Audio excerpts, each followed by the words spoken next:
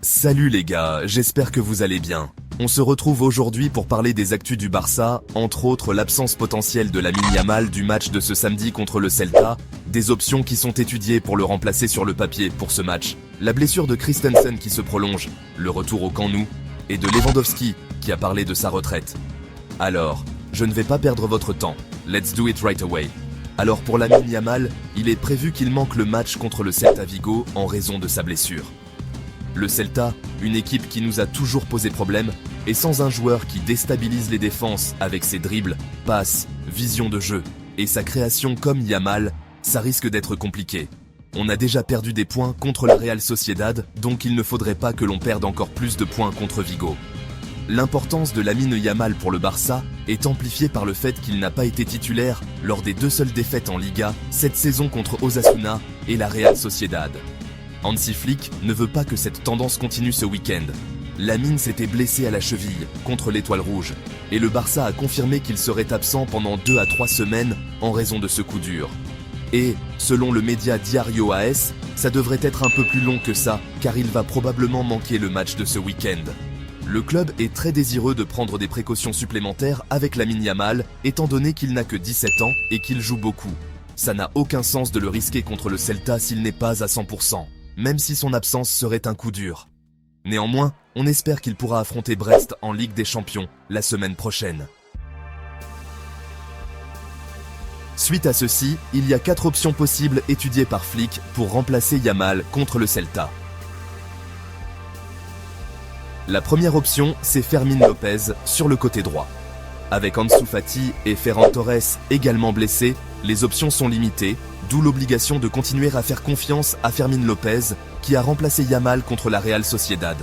Ce n'est peut-être pas la solution la plus idéale, mais Fermín a joué comme ailier droit lors de ce match et a eu du mal à s'adapter à ce rôle. Contrairement à Yamal, qui a développé une excellente entente avec Jules Koundé, Fermín ne semblait pas à l'aise à ce poste, dérivant souvent vers l'intérieur, plutôt que d'offrir la largeur sur laquelle le Barça compte habituellement de ses ailiers. Dani Olmo est une option pour Flick. Ajuster l'attaque en déplaçant Dani Olmo sur l'aile gauche est l'une des possibilités. Olmo, qui a de l'expérience dans ce rôle avec l'équipe nationale et son ancien club, pourrait offrir une solution.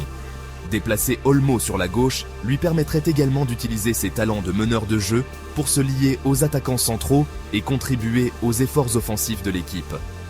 La troisième option, c'est vice-versa, donc les deux. Alternativement, Flick pourrait garder Olmo dans un rôle plus central, où il a été impressionnant cette saison. La capacité d'Olmo à relier le jeu et sa vision du jeu au milieu du terrain ont été cruciales pour le mouvement offensif du Barça. Dans ce scénario, Fermín pourrait être déplacé sur le poste d'ailier gauche.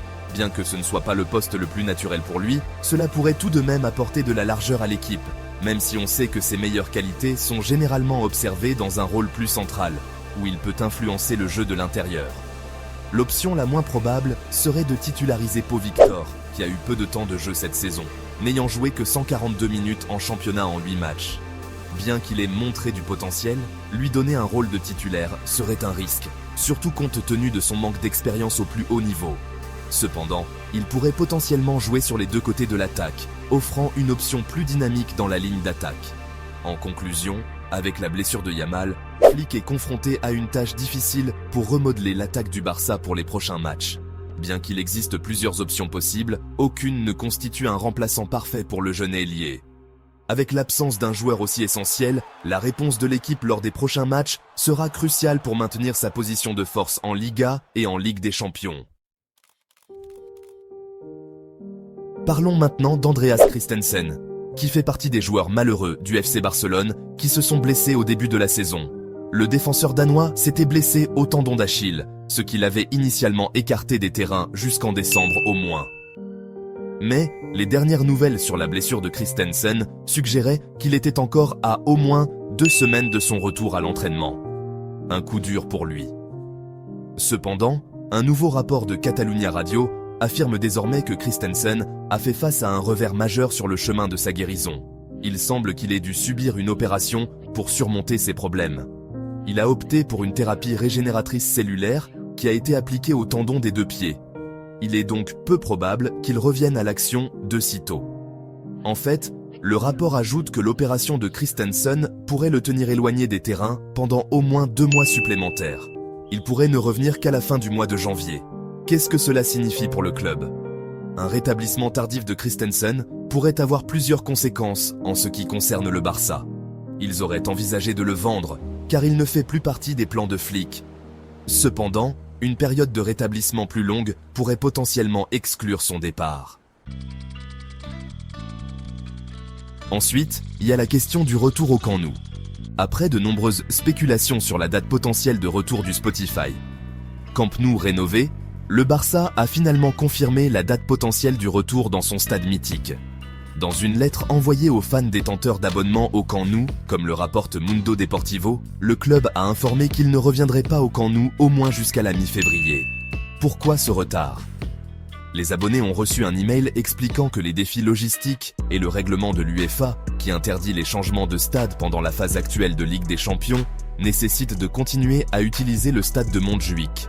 Cette décision vise à éviter la complexité et les coûts supplémentaires liés à l'exploitation simultanée de 2 enceintes de grande capacité.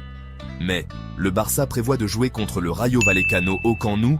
Le premier match au Spotify Camp Nou sera donc provisoirement contre le Rayo Vallecano pendant le week-end du 16 février. Cependant, cela reste non confirmé dans la communication du club. Et enfin, Robert Lewandowski a reconnu dans une récente interview que sa retraite approche. Il a exclu de jouer au-delà de 40 ans, admettant qu'il était bien conscient que sa carrière serait bientôt terminée. Lewandowski a eu 36 ans au début de cette saison. Mais s'il est en bonne voie pour sa campagne la plus prolifique depuis son départ du Bayern Munich en 2022, il est réaliste quant à l'avenir. Il dit ceci à Forbes. « À mon âge maintenant, je sais que bientôt, 2, 3 ans, je ne sais pas exactement, ce sera fait, ce sera terminé. » Lewandowski, qui a un contrat jusqu'en 2026, qui peut être prolongé jusqu'en 2027, a également révélé ce qui le fera commencer à penser à la retraite quand elle viendra finalement. Je veux dire, et seulement moi, personne d'autre, quand ce sera la fin, a-t-il déclaré. Quand je me réveillerai un jour et que je ne veux plus aller à l'entraînement, ce sera le premier moment pour commencer à penser à la retraite. Il aura 37 ans au début de la saison prochaine. Pour l'instant, du moins, Lewandowski est en grande forme et compte bien continuer aussi longtemps que ce sera le cas. Tous les matins quand je me réveille, et j'espère que ça restera comme ça, je ne ressens aucune douleur, et j'ai toujours le sentiment que j'aime aller à l'entraînement, au club, a-t-il déclaré.